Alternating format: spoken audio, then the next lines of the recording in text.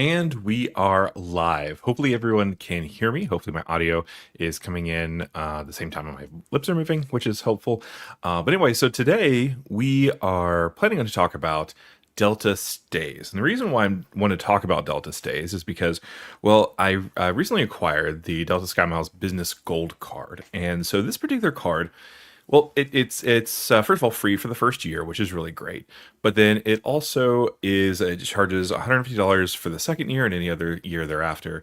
But Delta Stays is kind of the big credit of this card, and so the personal gold card has $100.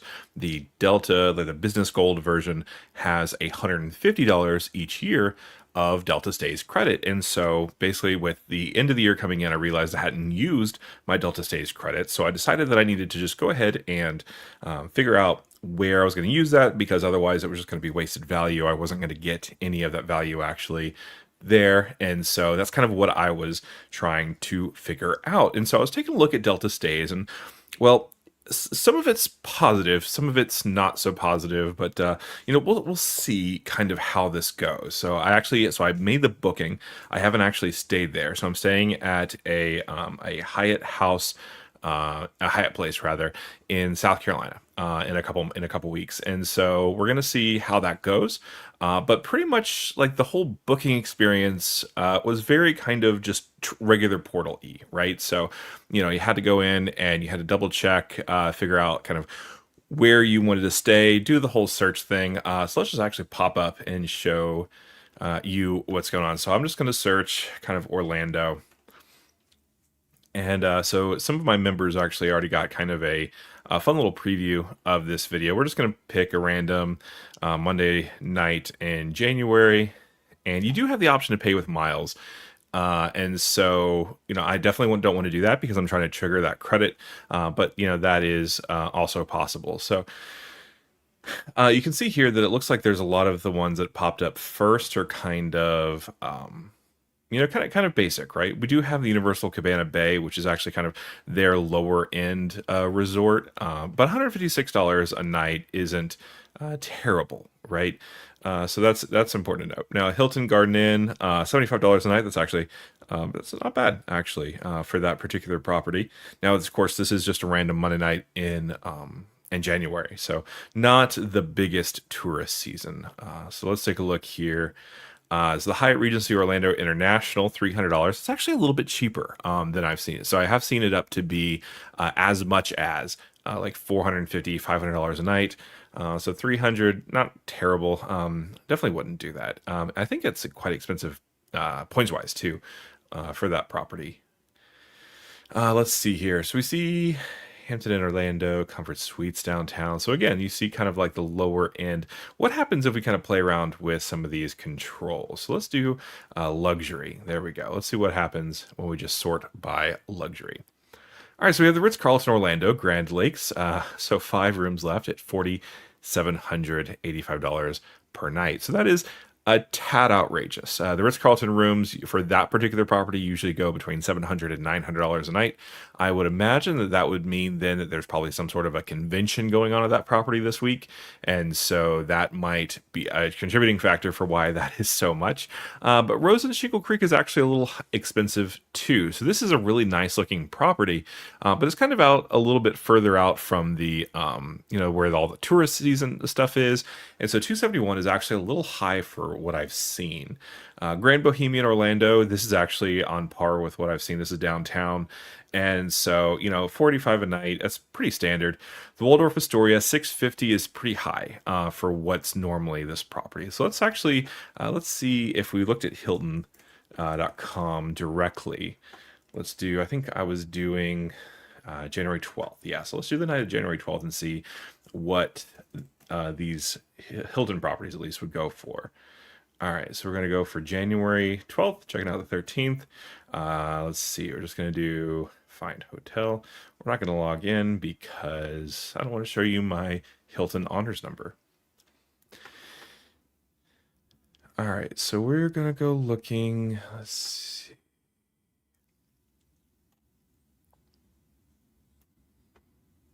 All right, so I'm actually just going to look for resorts. And again, if you are looking for properties that were to use the Hilton Aspire Resort credit, this is a way to search, but it's not the most accurate way to search. There's actually a separate website that lets you figure that out. And so that's just important to note. It's a Waldorf Astoria here, $570 a night for the same thing, whereas Delta Stays had it at, let's see, where was it? And it went away. Or did I skip it? Rose and Grand Bohemian Waldorf. Okay, so 653. So that is basically a whole, almost essentially $100 extra per night to stay through Delta Stays. And so this is kind of important to note because the Delta Stays may not be the most beneficial for kind of these higher level properties. Let's take a look at the Signia. So the Signia here is the same property that's on the Waldorf. It's just Signia is kind of a younger Hilton brand that's kind of more geared towards like health and fitness and things like that. So this is 680 on Hilton. Let's see what it looks like here. I think I saw it. Oh, let's see, we Conrad at 575. That's not terrible. Not seeing anything. Okay, so it's not even showing that it's available unless I'm missing it. But maybe it's not luxury enough. But anyway, let's take a look at the Conrad. So let's see kind of at least that. So 508. And this I think was 575 here. So yeah, so it's definitely more expensive. I think the Delta Stays thing is kind of makes more sense when it comes to figuring out like kind of lower level properties. And so that's actually kind of how I'm using it. I'm going to be staying at the Hyatt Place and I'm using the $150. I actually ended up maxing out. So the total room rate for the one night that I'm staying in South Carolina is $154. And so this credit covered one night. Now, I don't value it at $150, right? Because that same room category for the same room rate, if I'd booked it directly with Hyatt, was going to be closer to $112. And so on paper, I'm getting $150 worth of value, but on a very real sense, I'm not quite getting that much. So, and if I was to use points, right, that's only 5,000 points for that particular property. And so, yeah, not as good. All right, let's try to catch up with some of the comments, the comment section. So Saranch says, let's see what he's holding up his sleeves today. Thank you so much for being here. Miles of Smiles. Hey, everyone. Hey, Miles of Smiles. So glad that you are here. I've always had great experience with Delta Stays. I've had no problems with them. That's good. It seems like everything else is going well. The only thing I don't like about Delta Stays so far, and to be clear, I haven't actually done the actual stay yet, but I don't like that there's not a way for me to like put my loyalty membership number on it so I can view it in the app. So, I'd love to be able to just open the Hyatt app and be able to see those bookings. I understand why it's not there, but that I like double checking. And so not being able to see that is kind of a problem for me. All right, so let's take a look at, so Kirby's here. Thanks so much for being here, Kirby. Appreciate you. And then we see Boxer. Hey, Philip, how's the weekend going? It's going pretty good. Down in Florida, it's actually unseasonably chilly. And so this morning was like in the low 60s, which is very unusual for this time of year for Orlando. And so we've been really happy. I actually wore a sweater to church today. That was super fun. Loved it. Okay. So Miles and Smiles says all you have to do is call Hyatt and have them add it to the reservation. Okay, great. All right, I will have to do that then. Thanks so much for Miles and Smiles. I wanted to call them anyway just to make sure that everything was right on the property side, because I have seen some people on Reddit say that essentially there can be a way for them to kind of like not quite get the reservation or something with some of these travel portals, not specifically for Delta Stays, but I do just want to make sure I've kind of checked all the boxes there. So I do want to say that like I have been down on travel portals in the past, but honestly, I've used the Amex travel portal quite extensively, even before I had the gold card with just the green card. And I did pretty well. So we stayed at the Waldorf. I think it was like $350 a night one time, and this was back before I just had the green card. And then we also stayed at another property that was pretty nice. And so I've had good experiences with the travel portals. It just I have gotten used to booking directly with having all of these hotel statuses that I kind of been pampered a little bit. Kirby says Delta Stays just Expedia, great for independent hotels. Booked one in the U.S. Virgin Islands, and it was the cheapest place to book it. Okay, great. I think it seems to me that there are definitely sweet spots, and you definitely have to try to do some sort of legwork when it comes time to figuring out like exactly how much you want to spend on, or where you want to go, kind of be deliberate. For example, like because I have a bunch of different hotel credits, like I could have tried Chase Travel, I could have tried the City Travel portal, I could have tried American Express to see if there was something there. Like there's a whole bunch of different options, right? So that's really good to know, Kirby. Thanks so much. Yeah. What do you like? What do you like, Expedia? Kirby, let me know. Now, I do actually kind of in a separate tangent. So I do have the one key card, and I think that is with Expedia. Is that correct? It's with one of them. Let's see. Boxer. So yeah, so I definitely have seen in some places, and I think in some cities it's better than others, right? So whenever I'm doing a staycation, and that's really the only kind of option that I've done. Well, actually, no, that's not true. I booked the Conrad London St. James using the Amex Travel portal, and that was actually a little bit cheaper than booking with Hilton directly, and so that was there. But I've only kind of done it for staycations in Orlando, and for some reason in Orlando, the Amex Travel Portal has been really cheap for comparatively for the same rates. Like even if you're comparing like refundable rates, it's still like at least more than $50 cheaper per night to book through there. So like I've had good experiences with Amex Travel, but again, it's like one of those things where it's like it's kind of location specific. So as long as like you don't mind doing a lot of different searches, like I would definitely recommend doing that. Before I ever do book something, I always like to go through and just say, okay, if I booked it through here, is this a little bit better? Just because, well, there's always a better way to book. No matter, even if you do a lot of research, someone else is going to be, oh, well, you should have done this one thing, and it's like, well, okay, I just screwed myself out of $100, right? Kirby, I've never booked Expedia. Delta stays just a reskin of Expedia, though. Yeah, yeah. It seems like it's a pretty straightforward website. Actually, you know what? Let's take a look at the points values. I'm curious about the points values here. So we're gonna go over to this one here. And let's get rid of the luxury thing because we've kind of found out that at least for Orlando, it seems like some of the better deals are going to be at the lower ends things. So let's see here. There we go. So we see La Quinta Inn for 12,000 miles. So 12,000 miles for one night. So let's see what the thing is. La Quinta, so $85. So I don't imagine this price valuation being very good, but let's go ahead and do our due diligence, do the calculator here. And I'm sure that's all exactly what you want to do on Sunday is do all the math. But let's do so 85 divided by, I think it was 12. We'll just round it down to 12,000. And then so that ended up being 0.7 cents a point. And so definitely don't use your Delta points for that. That is not going to be helpful for you guys at all. But yeah, so miles again was searching. So yeah, so 12,000 miles, definitely not worth it for that. So Delta stays, at least for Orlando, seems to be if you're booking a smaller kind of rate place, you can kind of get some competitive stuff. And honestly, even some of these other ones, like the Country Inn and Suites, I do know, for example, this property was recently opened within the last, like since COVID. And so like you see a lot of that. There's a lot of stuff in International Drive that is really nice. Like even some of the lower properties aren't bad. And so, that's cool to know as well. The Hyatt region, I wonder how much, I wonder if it's a standard 0.7 cents per point, or if it's just kind of all over the place. Let's see here on the Hyatt Regency. So that's 43,000. And that was what, for, I think, $350. Let's take a look here. All right, so we're going to do, so I think 350. I'm just going to round down to 350 divided by 43,000.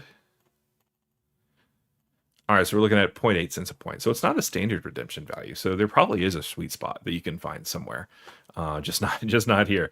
But yeah, so has anyone ever actually redeemed Delta points for Delta stays? I think the ability to do that is kind of cool. But yeah, that's a lot, right? Because you're giving up so much money in travel, right? Like 12,000 points or 43,000 points. That could be a round trip first class seat to like DC or something if you find the right time and you kind of luck out with that whole thing. Background balloons here. Thank you so much for being here. I really appreciate you. Boxer, I feel the Capital One portal is the most competitive from what I've seen anyway. I normally only use it for rental cars and hotels though. Yeah, so I'm really excited about the Capital One portal because there's a property that my wife and I really, really love in Charleston. And so that's called the Ryder Hotel. Let's see if it's actually still there in the Capital One portal. So my wife and I actually found it through doing Travel Zoo. So Travel Zoo is kind of like it's a travel app that also does what do they do? They also do like deals and things like that. And so we actually did it's works very similar to Groupon where you prepay and then you kind of book it later. And we actually found this hotel for I want to say like around $200 a night for that, and it gave you $50 a night in kind of just resort credit ish, which basically just went towards parking. But you know it was nice, and Capital One does have this hotel as part of their thing. So what I want to do is I want to see what the rates look like here, at least competitively, whenever it loads, of course. All right, yeah. So we're gonna go ahead and hide myself for a second because apparently I do have to actually log in, and I don't want you guys to be able to log into my Capital One account. Although I actually just recently cleared out my Capital One account because I actually shifted all my Capital One miles to Virgin Red points. All right, cool. So we are taking a look here at our Capital One. So let's go ahead and stay in Charleston. Charleston, South Carolina, checking in. Let's do, and I do like this, that it gives you this kind of like thing. So we're just going to do January 12th, keep everything the same, 2 travelers, 1 room, search days. Charleston is kind of interesting. There's not really any good Marriott or Hilton properties that are actually in downtown Charleston proper. And so you do have to kind of book some of these kind of direct kind of little experiences here. All right, so this one here is $268 a night. And this looks like that's 23,000. So it's 1 cent a point. So, you know, if you are trying to, you know, think about Capital One, like that's not a terrible valuation. It's definitely not as good as some of the places, but honestly, for hotels, it's certainly better than American Express, at least some of the properties. So that's important to note. But yeah, so the Ryder Hotel is pretty cool. Just so you can actually see some of the pictures. Let's click in here. It's kind of like a really kind of, it's a very unique property. Let's see. Yeah, so this is pretty cool. Oh yeah, okay. So you can see it's kind of, their lobby is kind of really funky. It's kind of in a half place, but they have a lot of really cool stuff. There's like this nice little fireplace, and the rooms are actually really cool. A lot of kind of again warm kind of wood tones. But yeah, the beds were very comfortable. The only thing that I wasn't a fan of is the doors weren't exactly silenced. You know, you could hear everything in the hallways, but it's a really great property. Very steps away from King Street or Prince Street or whatever the main street is in Charleston. And but yeah, so it's part of this program. So you get the $50 experience credit, and then you can earn 5x. So yeah, the Capital One portal's pretty good. You know, honestly, so let's get back to the question here. So Charlestial is, thank you very much for being here. Appreciate you. Have you ever considered covering anything in cruising territory? I actually haven't. So I had considered doing a video about the Virgin Red voyage, like the Virgin voyages, because I feel like last year in the spring, there was a lot of deals where you could get like, I think it was like a 10 or 12 night cruise around the Mediterranean, and it was like 300,000 Virgin points. And so that's actually not terrible, especially when you consider the fact that they have a lot of bonuses, like conversion bonuses, pretty throughout the year. And now they're a lot more expensive. I think those same cruises are going for like 700,000 points. But those cruises are actually interesting. So first of all, Virgin voyages are all only adults, right? But it's one of the kind of the biggest things that I've kind of been drawn to, because it's one of the only cruises that actually lets you use regular transferable credit card points for cruises. Like, to be fair, like those other cruise lines, like you know, Carnival and Royal Caribbean and all those, they have kind of their own loyalty program, and a lot of them have their own credit cards, but you can't like earn on the Chase Sapphire Preferred and then transfer them to Carnival points or however they do it. So like it's kind of a mixed bag. Like if you're in the cruising industry, like you kind of like how to work those points, but it's not really something a lot of credit card points get into, except with the exception, of course, the Virgin Voyages. Now, with those Virgin Voyages, I was looking into it, and I think it was like 350,000 points for a 12-night stay in a Mediterranean cruise or around the Mediterranean. And it was actually a really cool option because when you book points for a Virgin Voyages room, it's like a regular balcony room. So you're actually ocean view, balcony, it comes with dining's included, everything's included. The only thing I think you have to pay for is some like drink aspects, right? And so like it ended up would have saving me about I think $4,000 to $5,000.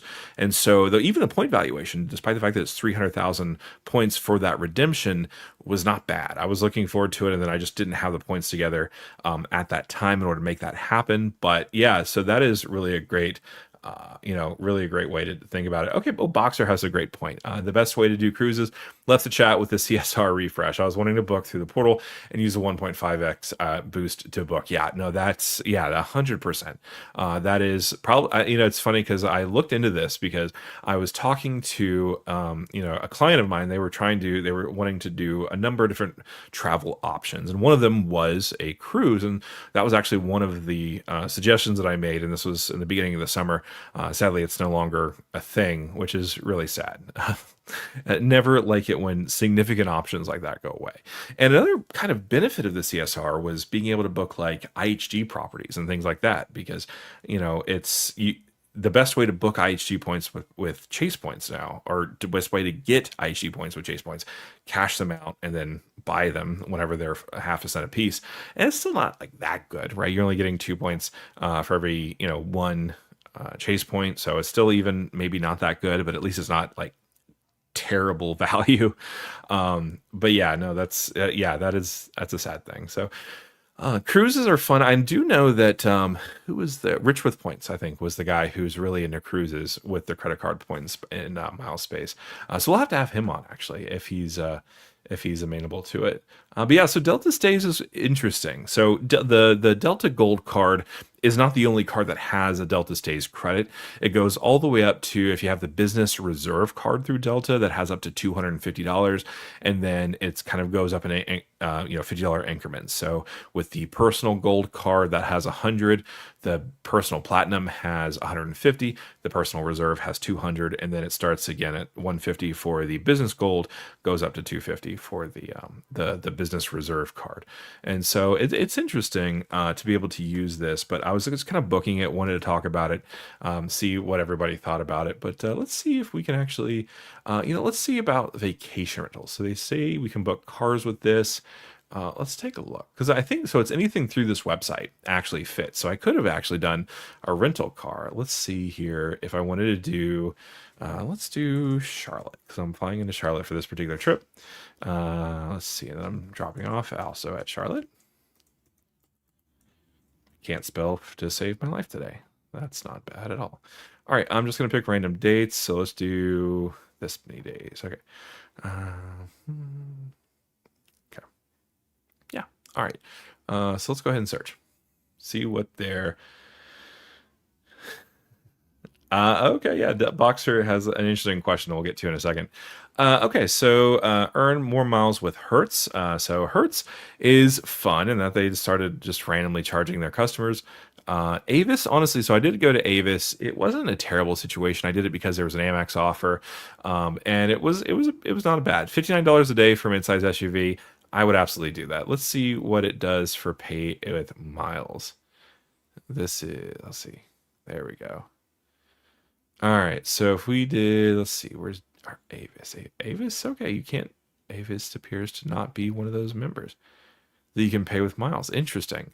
So then national, 37,000 miles. Yeah, woo, that's fun. Okay, yeah, so the mileages go up. So I definitely wouldn't use Delta Miles with this. Let's see, we also have vacation rentals. Let's see, let's look into vacation rentals. So let's again go to Orlando. Sure, we have a lot of people trying to go to Orlando. We're just going to pick January 12th because that's the day we've been picking on today recently. All right, let's see. We're gonna look for the prices now.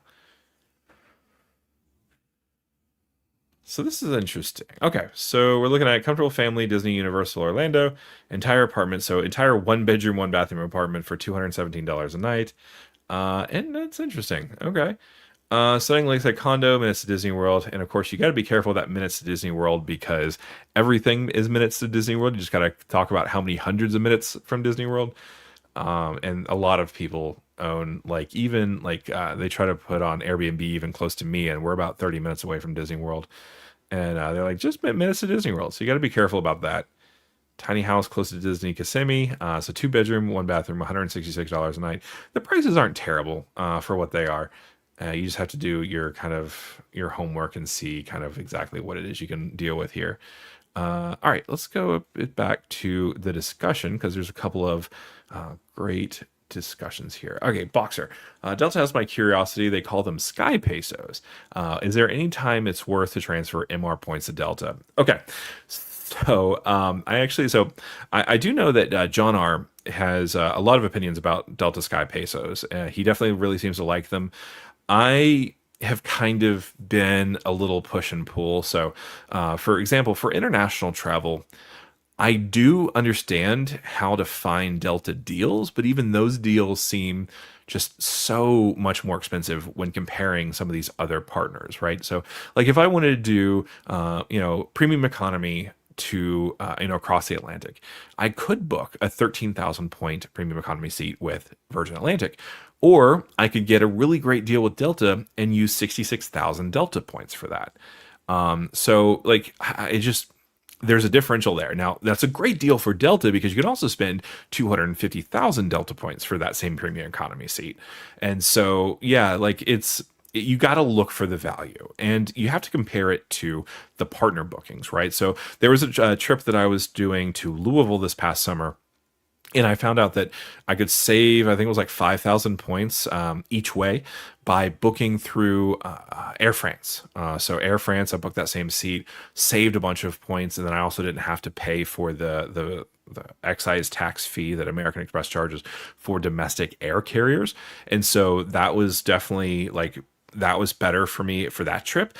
But then when my wife and I went to Atlanta this past month, we found out that it was actually better to use Delta because we could actually book first class seats with Delta for an average of 15,000 points per person per way. And so we spent about 60,000 points for two first class tickets. And I think with the rates of the time that I booked it, it was about 3 cents per point. But then again, we also had to fly out at 7 a.m. From Orlando.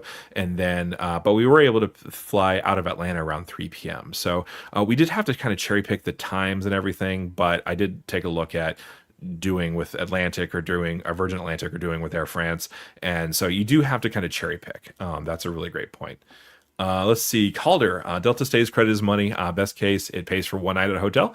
Worst case, you get a substantial discount. Absolutely, yes. So Calder, yeah, that's kind of how I'm looking at it. So I'm ultimately going to be doing 2 nights at this place I'm going to.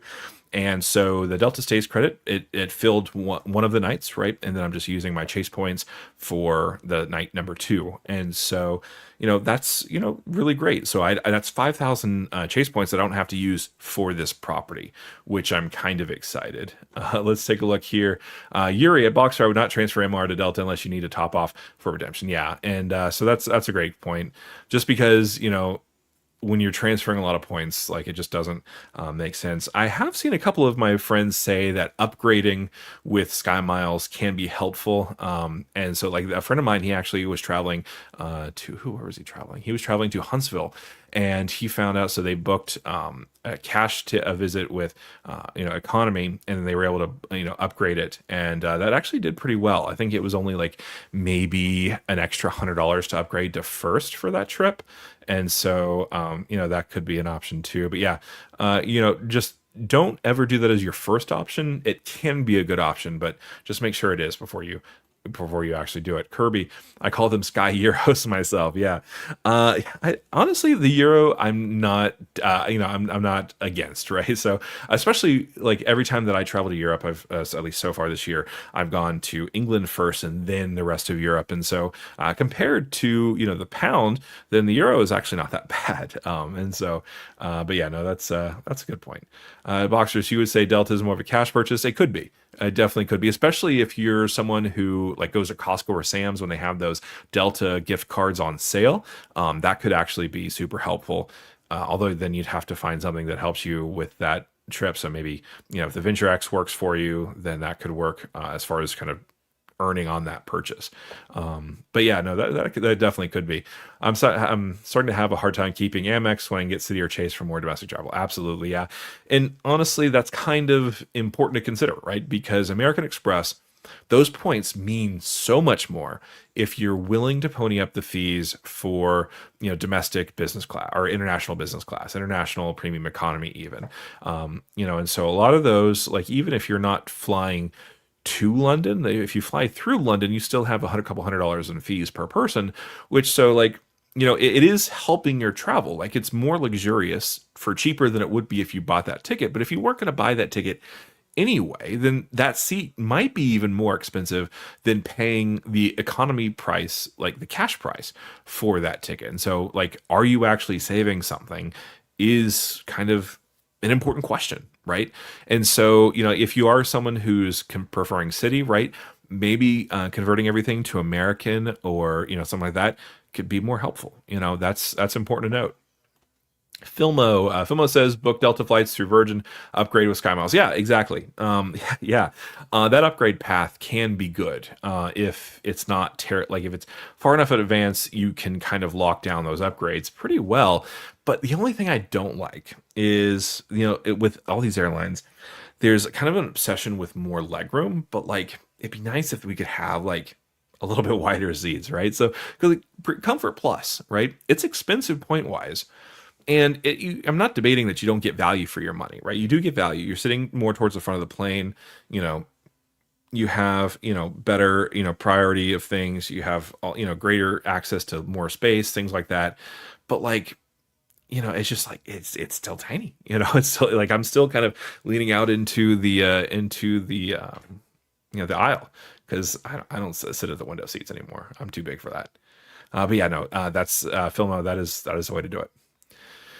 At Filmos World, I need to learn how to do that. I'm way too dumb to figure out the backdoor ways with alliances and whatnot. Yeah, yeah. So Virgin actually makes it really easy to do. And actually, you know what? Let's while we're taking a look at stuff, let's do that. So Delta, I'm going to close some of these tabs because. All right, so I'm just going to try to log in because we're looking at award seats. So I got to log in. So sorry, talk amongst yourselves for a little bit. Let's take a look here. I am trying to make sure I'm logging into Virgin and then Delta. So we can talk a little bit about it because what else are we going to talk about, honestly?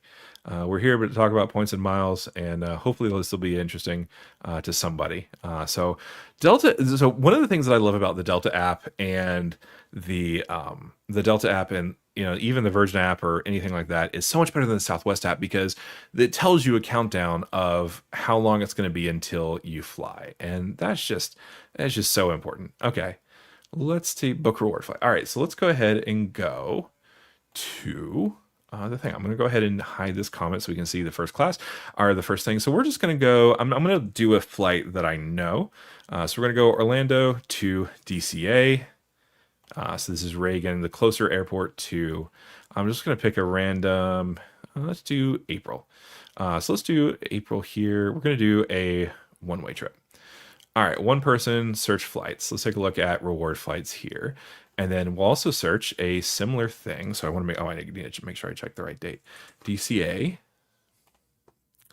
Let's see, we're going to do one way again. Let's see, what did I do? April 14th. Okay. So let's take a look at April 14th for the same thing so we can make sure that we are comparing apples to apples because if I'm not doing that, then it doesn't really matter. All right, so while that is searching, let's see what we found in on Virgin Atlantic. So Virgin Atlantic here, we can see. So first of all, if I wanted to leave really, really late at night, I could do it for in first class for 41,000 points. And now, one of the great things about this, and you do have to think about it, is that when you're transferring your Amex points specifically to Virgin, and you can book it without actually having to pay those excise tax fees. Whereas if you transfer to Delta, you do. But another great benefit of the Virgin points is that, if you're someone who is putting a lot of your spend on, say, maybe the Amex Gold card and then the Venture X or the Venture card, you can transfer both of those to Capital One or to Virgin Red, and so you can still book Delta flights even if you're not in the Amex ecosystem or if you're not putting all your spend on the Amex ecosystem. So that's important to note too. So it looks like kind of our base one, if we want to leave at 10:30 a.m., we're looking at 10,000 or 11,000 points and main cabin. And so this is main cabin, not basic economy. So that's important to note too. Let's take a look here. If we were still going to do the same thing, we're going to do this weird little graph thing that doesn't tell anybody anything. And then we can take a look. We're going to see if that's the same flight. So 10:30 to 12:50. So it's going to be this one here. So if we do Delta Main, now you got to watch because it says 53,000 points, and this is with the 15,000 or the 15% discount, right? But if you do Main Classic, so it's 8,000 miles to book with Delta directly, or you could book with Virgin for 11,000 miles. And so this actually is pretty straightforward. It seems like Delta would be a little bit better for that particular, kind of way to go. Now, if you were paying for those excise tax fees, then maybe not so much. But let's take a look at first. So first for this flight is this the one that has a first option? Doesn't even have a first option. Okay. Okay. I think it thought that I was clicking into something. All right. We're going to not do that. Okay.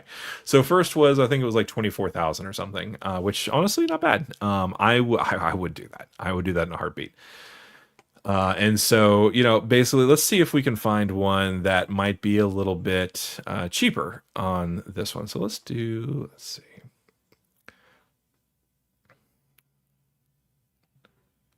Just trying to see if there's one okay, let's just do a different trip maybe.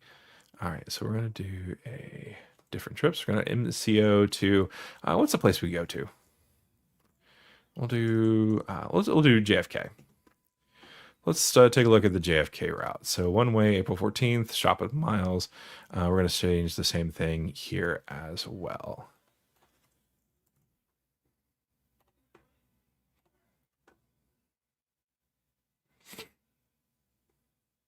Okay, so this one here, 18,500, and this is one flight. And this is April 14th, right? So yeah, so one flight. So if you want to do the red eye, then there's that. But if you do Delta, then okay, it's expensive. So let's see if we can find that same flight. I think, what was the time that it left? 1950.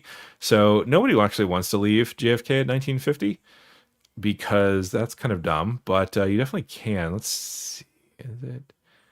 Let's do time.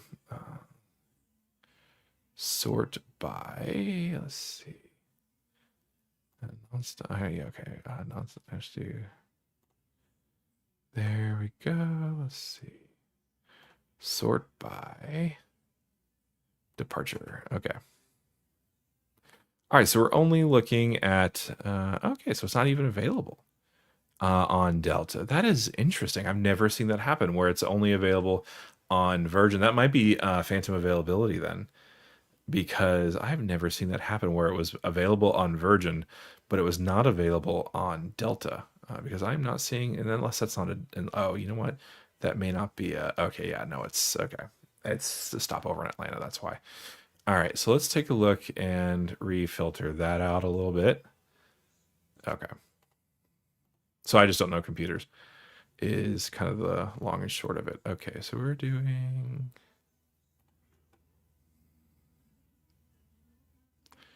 way late. Okay, even still. It appears that this is not working out as well as I thought. Okay, but you can see that there are some cases where 18,000 might be a little bit less than, say, if you're doing a different flight now. And I realize it's not comparing apples to oranges, but again, it's possible for the Delta flight to be more. I have seen that Delta's been a little bit more aggressive, and again, of course, this is because I have the gold card, and so the 15% off is there. So this one would be 51,000 instead of 43,000. So that is substantial, right? So that's important to note too.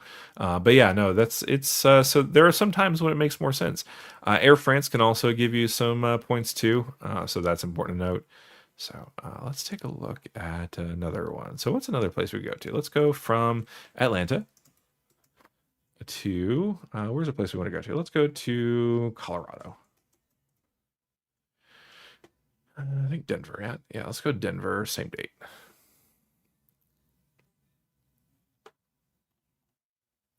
And then we're going to do same thing. So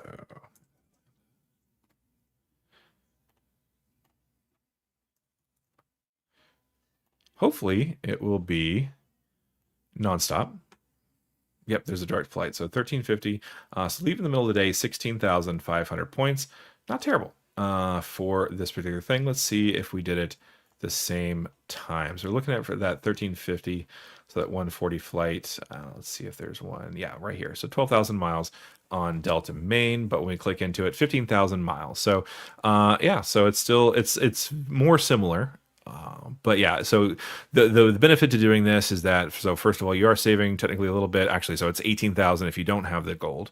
And so 18,000 points off of 16,000 points, so you are technically saving some points by making this booking through Virgin. And then, of course, the great thing about with Virgin is you can actually just put in your Delta number and it shows up in your Delta app, which is really nice too. So, there's definitely different ways to kind of make that work. And so you can cross check. Basically, this is the exact same flight, right? And so that's good to know. So thanks for watching that little bit. Okay. It's a bit difficult for me because I'm a big fan of both Hilton and Marriott, currently in a True. Nice. The True seem to be actually pretty good, I will say. My wife and I, we didn't actually stay at it, but a friend of ours said that the True in Hershey, Pennsylvania was actually pretty good. And we probably should have stayed there instead of trying to go for the Hampton Inn because that was not as good.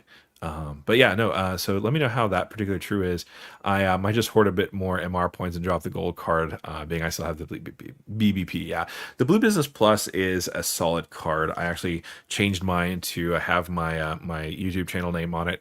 And, I love it. It's a great card. And even honestly, if you hit above that $50,000 cap in spend, so you get 2x per dollar on up to the first $50,000 in spend.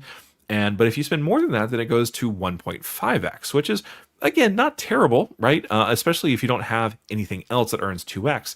Now, if you do have the Business Platinum card through American Express and you're doing certain business purchases like contractor purchases or anything larger than $5,000, that's 2x on the Business Platinum card. And so that's actually why my Business Platinum card has my largest amount of spend so far, is because I've put my taxes on my Business Platinum card. So that was, let's see, I want to say like 22,000.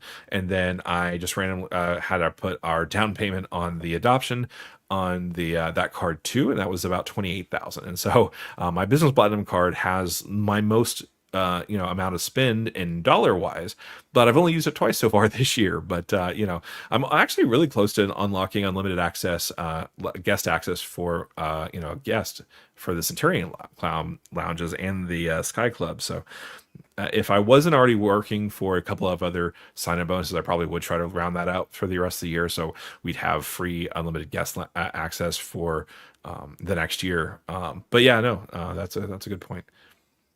For us 3X guys, the struggle is real, even in Comfort Plus. Yeah, it's nice. It is nicer. It's a nicer seat. I get why they're charging more, but like in terms of like the ways that I measure comfort, it doesn't add that much more, right? The only thing that it gives me is it gets me closer to the gate or the door, so I don't have to wait in the plane as long afterwards, and so that's kind of nice as well.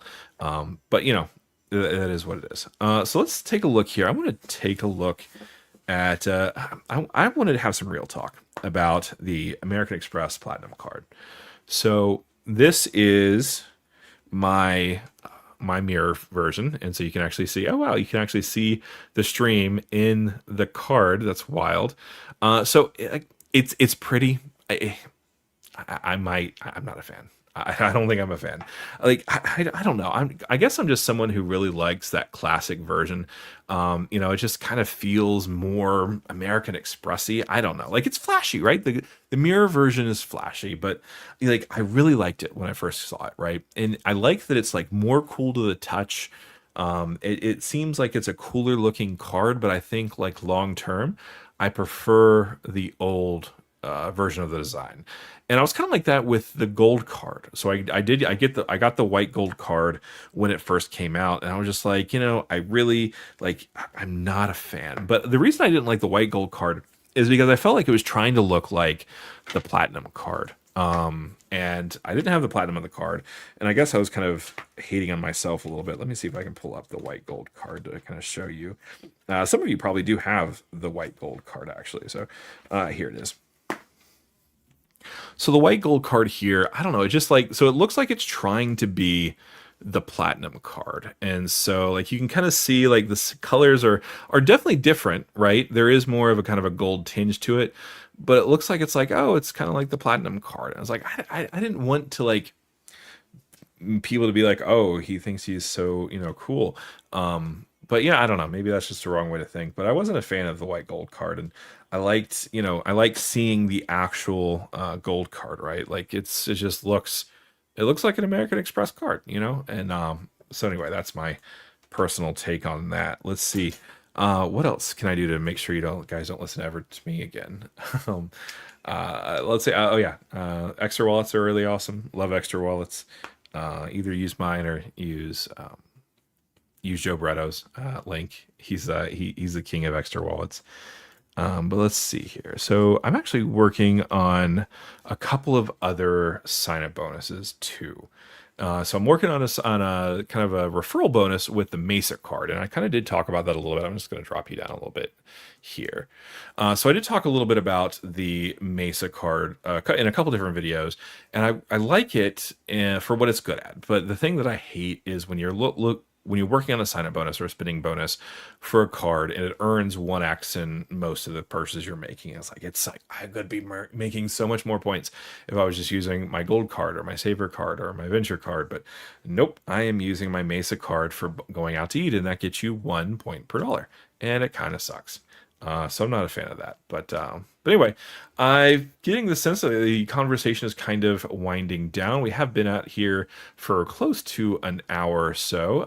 Let me know if you have any questions below. We're still going to be talking for a couple of minutes, but if you have any questions that you want to submit, please do so. But anyway, I think we talked about Delta Stays quite a bit. We talked about some other things. But anyway, so, I just want to talk a little bit about this mailer that I got. So I actually just got this really cool package in the mail. There's nothing like your platinum card, and it's kind of a little booklet that tells you all about how great you are now that you have the platinum card, and how cool it is, and the whole 9 yards. But one thing really stood out to me as being kind of worrisome. And so the reason why is, let's see if I can pull up to the right page. Apparently books are hard too. Okay, so this page here, and let's take a look. So discover new favorites as you dine or wine. So we're talking about the Resi credit, talking about Platinum Nights by Resi, right? Which they're really trying to make, and there's a lot of ads that do this too, right? They're trying to make it seem like the Platinum card is the foodie card, and it's just so disingenuous to me, because like the gold card is what you do if you want to earn on food. Like it's why people like American Express, because it's easy to earn American Express points for two reasons. One is the gold card. The other is they will literally throw anything at you if you think about opening a card with them. Well, at least if you're in their target demographic. And so, saying that the platinum card is the food card or is the go-to for food, it really, they're trying to train everyone to think about the platinum card first, and it's because like obviously they're like American Express would prefer that everyone put everything on their platinum card, and I understand the draw. I understand the draw of having one card that does the best. It feels really good in the hand. If you're going to carry one card, it's not a bad one, but it's terrible when it comes to eating out. You're earning 1 point per dollar. And so American Express really just trying to get more people to eat out on their platinum card, and it is what it is. But yeah, Kirby never gets mailers. I was like the same thing with the gold card when they redid it. Like I didn't get my mailer for 2 months until after they did it, and they were like, "Oh, by the way, we have this cool Dunkin' credit." I'm like, "Well, I've been doing that for the last couple months." So, but I guess they finally found my address. So maybe Kirby, they'll find yours soon too. But anyway, okay. Thanks so much for joining me. I really appreciate all you guys for being here. And well, I can't wait to see you guys until next time. Have a great day. Bye.